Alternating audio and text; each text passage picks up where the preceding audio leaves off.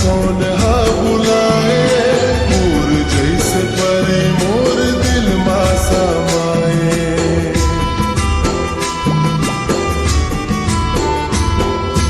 आँखी तोर चमके जैसे चंदा चकोरी, बिंदिया चमके जैसे तोर चैन ले गे गोरी, बिंदिया चमके जैसे तोर चैन ले गे गोरी।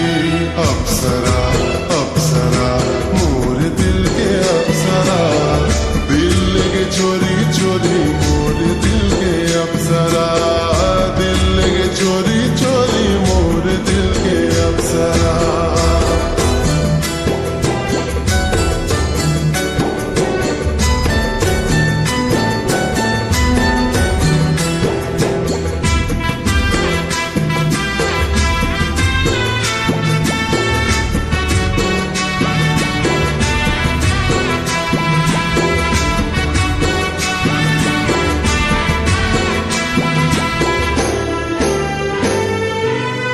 बस नादान थे मुझले मुस्काए, ऐसे लागे जैसे तोला मोर पर बनाए।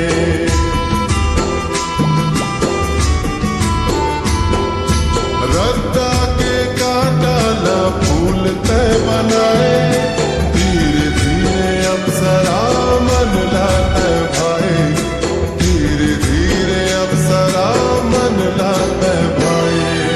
अप्सरा अप्सरा तोरी दिल की अप्सरा, दिल चोरी करके पास आओ रे जरा जरा, दिल चोरी करके पास आओ रे जरा जरा। दिल लगे चोरी चोरी मोर दिल के अप्सरा।